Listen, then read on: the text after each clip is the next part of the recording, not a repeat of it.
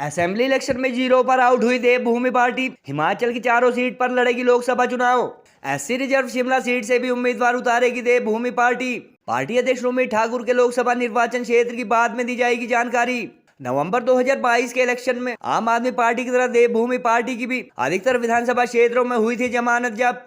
10 दिसंबर 2021 को धर्मशाला में विधानसभा के बाहर क्षत्रिय संगठन के उग्र प्रदर्शन व भाजपा द्वारा सामान्य वर्ग आयोग के गठन के बाद चर्चाओं में आए थे रोमित ठाकुर व मदन ठाकुर। 16 दिसंबर 2022 को शिमला में हुए दूसरे प्रदर्शन के दौरान रोमित ठाकुर द्वारा विधानसभा चुनाव लड़े जाने का ऐलान किए जाने के बाद बड़ी संख्या में सिरमौर के युवाओं ने छोड़ा था संगठन।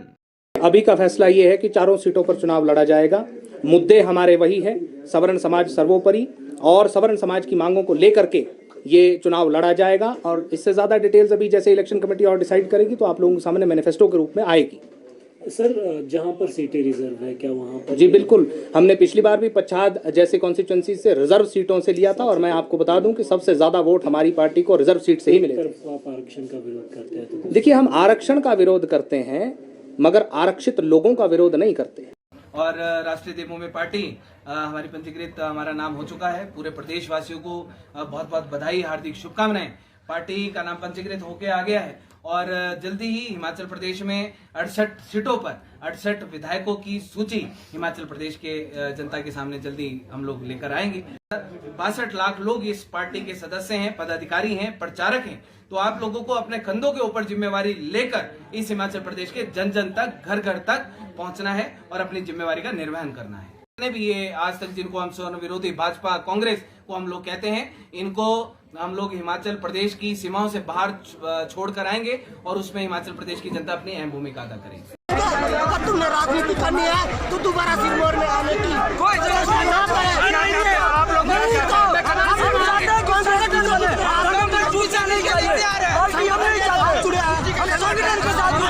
हिमाचल में 12 नवंबर 2022 को हुए विधानसभा चुनाव में सभी 68 सीटों पर उम्मीदवार उतारने के बाद एक भी सीट न ले चुकी राष्ट्रीय देवभूमि पार्टी द्वारा हिमाचल की चारों पार्लियामेंट कंस्टिट्यूएंसी से कैंडिडेट उतारे जाने का ऐलान किया गया है। पार्टी प्रवक्ता आशुतोष शर्मा ने कहा कि अनुसूचित जाति के लिए आरक्षित शिमला सीट से भी उम्मीदवार उतारा जाएगा और लास्ट असेंबली इलेक्शन में एससी रिजर्व सीट से उन्हें काफी वोट मिले थे। उन्होंने कहा कि पार्टी का गठन स्वर्ण समाज की भलाई के लिए किया गया है, इसलिए जातिगत आरक्षण को लेकर आज भी उनकी वही सोच है जो पहले हुआ करती थी। आशुतोष शर्मा ने कहा कि देवभूमि पार्टी अध्यक्ष रोमित ठाकुर किस विधानसभा सीट से चुनाव लड़ेंगे, इसको लेकर अगली प्रेस कॉन्फ्रेंस में जानकारी दी जाएगी।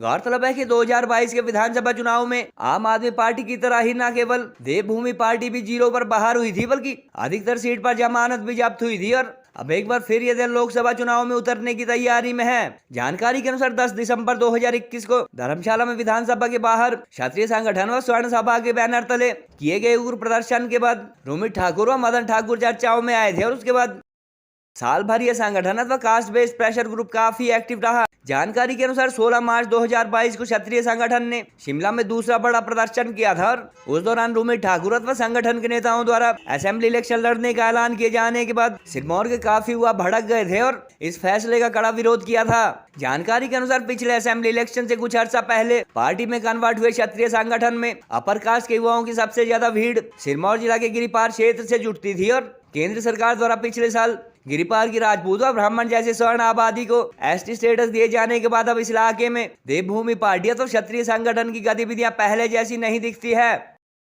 मेरा नाम आशुतोष शंकर शर्मा, मैं राष्ट्रीय देवभूमि पार्टी का प्रदेश प्रवक्ता हूँ। देखिए, अभी का फैसला ये है कि चारों सीटों पर चुनाव लड़ा जाएगा। मुद्दे हमारे वही है, सवर्ण समाज सर्वोपरि, और सवर्ण समाज की मांगों को लेकर के ये चुनाव लड़ा जाएगा। और इससे ज्यादा डिटेल्स अभी जैसे इलेक्शन कमेटी और डिसाइड करेगी तो आप लोगों के सामने मैनिफेस्टो के रूप में आएगी। जी बिल्कुल, हमने पिछली बार भी पच्छाद जैसे कॉन्स्टिट्यूएंसी से रिजर्व सीटों से लिया था और मैं आपको बता दूं कि सबसे ज्यादा वोट हमारी पार्टी को रिजर्व सीट से ही मिले थे। आप आरक्षण का विरोध करते हैं तो देखिए, हम आरक्षण का विरोध करते हैं मगर आरक्षित लोगों का विरोध नहीं करते। हम उन गरीब दलितों के खिलाफ नहीं है, हम उन सत्ताधारियों के खिलाफ है जो उनका इस्तेमाल करके उन्हें गरीबी के गर्त में और धकेल रहे हैं। कि सब्जी तरकारी की तरह एमएलए को खरीदा और बेचा गया, ये हिमाचल प्रदेश की राजनीति का सबसे निचला स्तर है और ऐसे लोगों को विधायक बने रहने की कोई उनके पास क्वालिफिकेशन बाकी नहीं है। तत्काल इन दोनों पार्टियों को जो है वो इस्तीफा दे करके जनता के बीच में जाना चाहिए। देखिए, रोमित सिंह ठाकुर जी किस सीट से चुनाव लड़ेंगे इसका फैसला पार्टी कुछ ही दिनों में आपके सामने लाएगी और जैसा कि मैंने कहा कि उसके लिए एक अलग प्रेस कॉन्फ्रेंस और मैनिफेस्टो आदि की रिलीज की जाएगी।